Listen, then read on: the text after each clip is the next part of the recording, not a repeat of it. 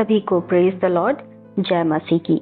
आज हम सीखेंगे विश्वास के उदाहरणों से, जो हमें मिलेगा इब्रानियों 11 अध्याय उसका 1 पद से लेकर 40 पद में, जिसमें पहले पद में यह लिखा है, अब विश्वास आशा की हुई वस्तुओं का निश्चय और अनदेखी वस्तुओं का प्रमाण है। यानी कि जो चीजें हमें दिखाई नहीं देती उन पर भरोसा करना। जैसा परमेश्वर ने नूह से कहा कि परमेश्वर एक बड़ी बाढ़ को भेजेगा, और इसलिए उन्होंने नूह से जहाज बनाने के लिए कहा, और नूह ने तब जहाज बनाई जब बारिश बिल्कुल नहीं हो रही थी। वैसे ही परमेश्वर ने अब्राहम और सारा से कहा, मैं तुम्हें बुढ़ापे में एक बेटा दूंगा। पर अब्राहम और सारा बहुत बूढ़े थे, तब भी उन्होंने परमेश्वर के किए वादे पर विश्वास किया। और वैसे ही परमेश्वर ने मूसा से कहा कि वह समुद्र में रास्ता बनाएगा, और मूसा ने विश्वास किया और पानी 2 भाग हो गया और वे बच गए। और वैसे ही परमेश्वर ने यरीहो की दीवार के चारों ओर चक्कर लगाने के लिए कहा, और जब इजराइलियों ने ऐसा किया तब दीवारें गिर गईं। इन सभी उदाहरणों में हमने यह देखा कि जैसा परमेश्वर ने कहा, सभी लोगों ने वैसा ही किया और उसके वायदे पर विश्वास किया। जैसा लिखा है याकूब 2 अध्याय उसका 14 पद में, हे मेरे भाइयों, यदि कोई कहे कि मुझे विश्वास है पर वह कर्म ना करता हो, तो इससे क्या लाभ? क्या ऐसा विश्वास तभी उसका उद्धार कर सकता है? इसलिए हमें विश्वास और कर्म दोनों करना है।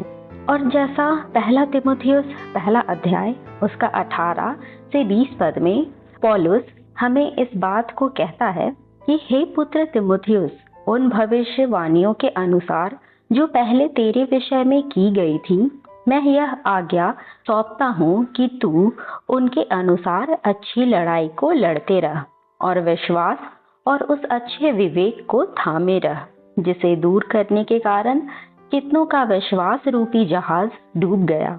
उन्हीं में से हुमेनियुस और सिकंदर हैं, जिन्हें मैंने शैतान को सौंप दिया है कि वे परमेश्वर की निंदा करना ना सीखें। इस पद से हम यह सीखते हैं कि पौलुस तीमुथियुस को एक आदेश देता है और उससे कहता है, एक बहादुर सिपाही की तरह तैयार हो जाओ। तुम परमेश्वर की सेना में हो और तुम्हें एक अच्छी लड़ाई लड़नी है, और जीतने के लिए हमें परमेश्वर पर पूरा विश्वास करना है कि जो उसने हमसे कहा है वो होगा, क्योंकि यह विश्वास ही हमारी ढाल है। और साथ ही हमें परमेश्वर के कहे अनुसार उन कामों को करना है, ताकि हमारा काम और विश्वास दोनों परमेश्वर की आज्ञा के अनुसार हो। पर अगर हम उसकी कही गई बातों के अनुसार ना करें तो हम मुसीबत में पड़ सकते हैं। जैसा हुमेनियुस और सिकंदर ने परमेश्वर की बात नहीं मानी और उनका विश्वास जहाज की तरह टूट गया। और 2 तीमुथियुस 2 अध्याय उसका 13 पद में अगर हम पढ़ेंगे तो इस बात को जानेंगे कि अगर हम अविश्वासी भी हों तो भी वह विश्वासी बना रहता है, क्योंकि वह अपने आप को नकार नहीं सकता। क्योंकि हो सकता है हमारा विश्वास कमजोर हो, पर हमें ये याद रखने की जरूरत है कि परमेश्वर जो अपने वचनों के द्वारा हमसे वायदों को करता है वह सच्चा है, और जिन बातों को उसने कहा है वो पूरी होती है। हम आशा करते हैं कि इन उदाहरणों से आज आपने विश्वास के बारे में कुछ सीखा होगा। ऐसी और भी वीडियो से सीखने के लिए आप हमारे चैनल को सब्सक्राइब करें, इंस्टाग्राम पर हमें फॉलो करें, इस वीडियो को लाइक, कमेंट और दूसरों से भी शेयर करें।